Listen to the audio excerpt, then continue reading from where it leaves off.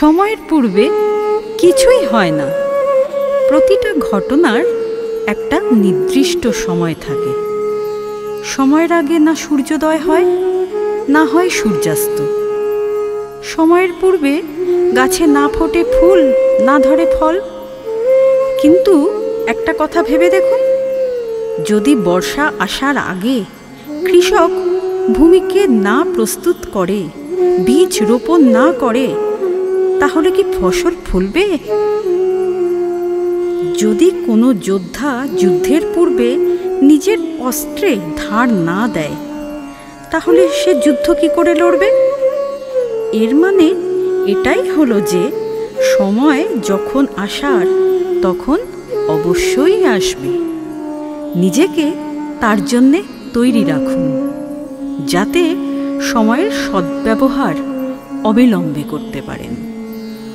চলে আসি নিত্যপাঠের উপযোগী শ্রীমদ্ ভগবদ্ গীতার 2য় অধ্যায় সাংখ্যযোগ, শ্লোক সংখ্যা 61 থেকে 72। तानि सर्वाणि संयम्य युक्त असीत मत्पर वशे हि यस्येन्द्रियाणि तस्य प्रज्ञा प्रतिष्ठिता।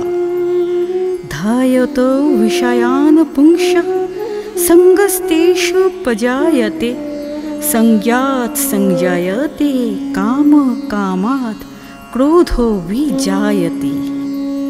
क्रोधाद् भवति सम्मोहो सम्मोहात् स्मृतिविभ्रमः स्मृतिभ्रंशाद् बुद्धिनाशो बुद्धिनाशात् प्रणश्यति।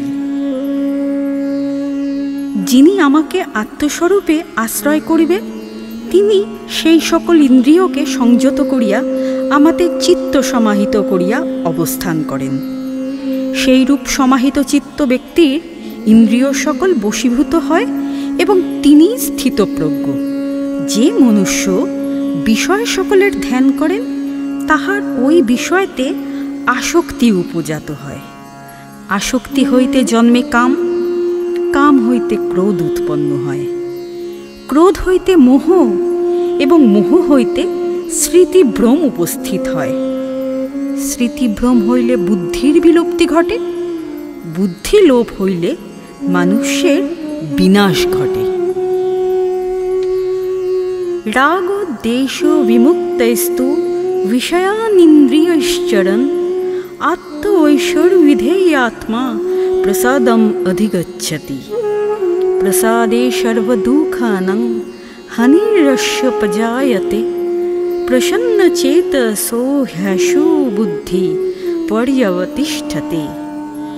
নাস্তি বুদ্ধিরयुक्तस्य न च युक्तस्य भावना न चाभावयत् शान्तिर् अशान्तस्य कुतः सुखम्। इन्द्रियाणां हि चरतां षण्मोहानुविधीयते तदस्य हरति प्रज्ञां वायुर्नावम् इवां वशी। কিন্তু যাহার মন নিজের বশে, তিনি অনুরাগ ও বিদ্বেষ হইতে মুক্ত। আত্মবশীভূত ইন্দ্রিয়গুলি দ্বারা বিষয় উপভোগ করিয়া তিনি আত্মপ্রসাদ লাভ করিয়া থাকেন। এই প্রসন্নতা লাভ করিলে তাহার সমস্ত দুঃখের বিনাশ ঘটে। যেই হেতু প্রসন্নচিত্ত হইলে বুদ্ধি অতি শীঘ্র স্থিরতা লাভ করে।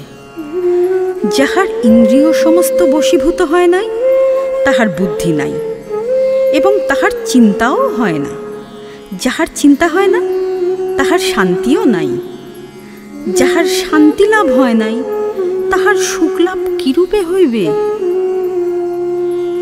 বিষয়লিপ্ত ইন্দ্রিয় সকলের মধ্যে যে ইন্দ্রিয়ের পশ্চাতে মন ধাবিত হয়, ওই ইন্দ্রিয় সমুদ্র মধ্যস্থ নৌকাকে বায়ু যেমন যদৃচ্ছাক্রমে চালিত করে, তদ্রূপ সেই পুরুষের প্রজ্ঞাকে হরণ করিয়া লয়।